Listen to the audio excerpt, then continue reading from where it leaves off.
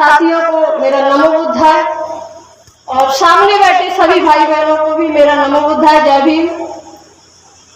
आज जिनकी जयंती है माता सावित्रीबाई फुले, कुछ लोग मानते होंगे सरस्वती माता को शिक्षा की देवी, लेकिन हमारे लिए द्वार तो माता सावित्रीबाई फुले ने खोले थे। सावित्रीबाई फुले ने महिलाओं के लिए पहला स्कूल खोला था, ना कि माता सरस्वती ने पहला स्कूल खोला। माता सरस्वती तो बहुत पहले से थी, जब से दुनिया होगी तब से होगी, लेकिन बेटियों की पढ़ाई तो सावित्रीबाई फुले ने शुरू की थी। सावित्रीबाई फुले जी का जन्म महाराष्ट्र के पुणे में नया गांव है, नया गांव सतारा जिले का नया गांव, जहां खंडोजी और लक्ष्मीबाई के घर में हुआ था। 3 जनवरी 1831 को इनका जन्म हुआ था और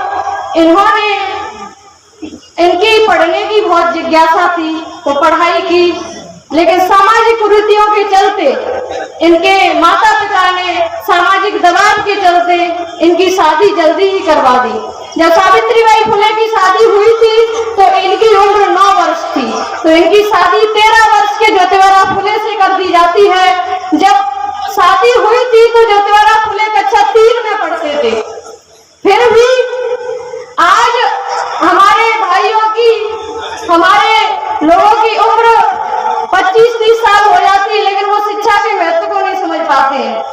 सोचो, ज्योतिबा फुले 13 वर्ष की थे जब उनकी शादी हुई थी तब, और उन्होंने सावित्रीबाई फुले को तब भी पढ़ाया और पढ़ने में उनकी मदद की। सावित्रीबाई फुले जी ने अहमदनगर में और पुणे में टीचर की ट्रेनिंग ली और बच्चियों के लिए पुणे में 1 जनवरी 1848 में पहला बालिका विद्यालय खोला 9 बच्चियों को लेकर के, और बालिकाओं को पढ़ाना शुरू किया। तो जब पढ़ाना शुरू किया तो कुछ लोग उन पर कीचड़ और पत्थर फेंकते थे। क्या आज भी हो रहा है समाज में ऐसा? जो उनके ऊपर कीचड़ और पत्थर फेंकते थे, मैं माफी चाहूंगी उस समाज के भाई बहनों से जिनको बुरा लगे, क्योंकि उनके ऊपर जो पत्थर फेंकते थे, कीचड़ फेंकते थे, गोबर फेंकते थे, वो ब्राह्मण समाज के लोग थे जिनकी मानसिकता नीच थी और जिन्होंने हमारे सभी महापुरुषों को परेशान किया है और आज भी परेशान कर रहे हैं। सावित्रीबाई फुले फिर भी हिम्मत नहीं हारती हैं। वो कहती हैं कि वो लोग मुझ पर कीचड़ फेंकते रहे, पत्थर फेंकते रहे, मैं अपनी बेटियों को पढ़ाती रही।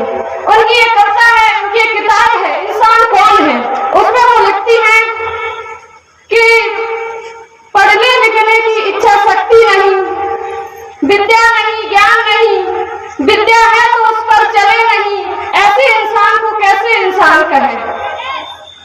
और सावित्रीबाई फुले जी की साथी थी फातिमा शेख जी, उनके घर पर पहला वो शिशु बाल हत्या प्रबंधक गृह खोलती हैं और शिशु संगोपन गृह खोलती हैं, जिसका लाभ उस समय की विधवा महिलाओं को मिला। सावित्रीबाई फुले ने जगह जगह पोस्टर लगाए थे कि जो भी महिलाएं अपने बच्चों का पालन पोषण नहीं कर पा रही हैं, वो यहाँ पर इन बच्चों को देकर जा सकती हैं। और उस दोनों का लाभ, शिशु संगोपन गृह का और बाल हत्या प्रतिबंधक गृह का लाभ उस समय की खासकर ब्राह्मण महिलाओं को मिला। उस समाज की एक ब्राह्मण महिला थी जिनकी संतान यशवंत राव को सावित्रीबाई फुले और ज्योतिबा फुले जी ने गोद लिया था और उसका पालन पोषण किया था।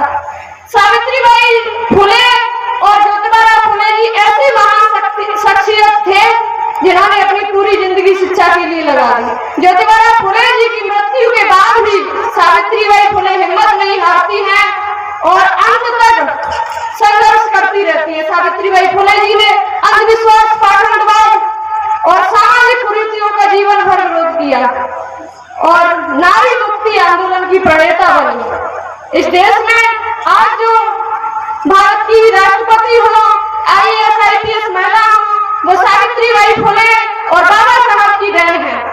बाबा साहब अगर हिंदू कोड बिल में महिलाओं को अधिकार ना देते तो महिलाएं आज बराबरी में ना आ पाती।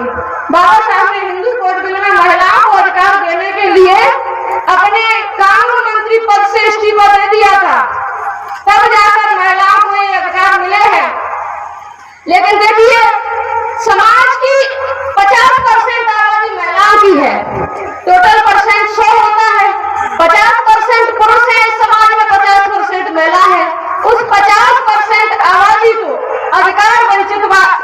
अधिकार वंचित रखने वाले लोगों को आपको पहचानना होगा। और एक तरफ आपके महापुरुष जिन्होंने हमेशा मानवता की लड़ाई लड़ी है, जिन्होंने इंसान का भला कैसे किया जाए इसकी बात की है, आप उनको देखते नहीं हैं।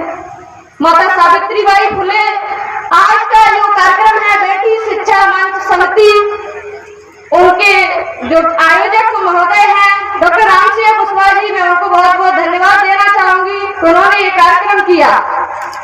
सावित्रीबाई फुले जी कहती है कि शिक्षा स्वर्ग का द्वार खोलती है तथा स्वयं को जानने का अवसर देती है। बेटियों की शादी से पहले शिक्षित करो, जिससे उनके साथ में जो गलत और अच्छा होगा